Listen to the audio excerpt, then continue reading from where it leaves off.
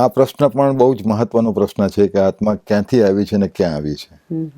તો આગળ ઉપર આપણે જોયું કે આપણે આ જે 5 તત્વોની બનેલી સૃષ્ટિ અને ખાસ કરીને પૃથ્વી પ્લાનેટ કે જેના ઉપર આ આત્માઓ આવીને આ ડ્રામા પ્લે કરે છે, તો એ થયો રંગમંચ. આ જે પૃથ્વી છે એ થયો રંગમંચ.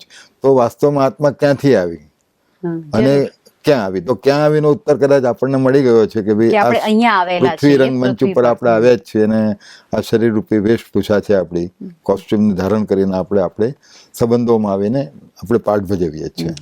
તો આત્માનું મૂળ નિવાસ સ્થાન કયું કે જ્યાંથી આ આત્મા આવી છે?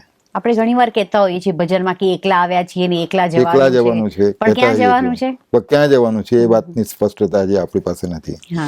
એટલે કોઈ પણ ડ્રામા જ્યારે પ્લે થતો હોય છે, આમ પણ કોઈ ડ્રામા જ્યારે પ્લે થતો હોય છે તેમાં 2 ભાગ હોય છે, એક પડદાની આગળનો ભાગ અને પડદાની પાછળનો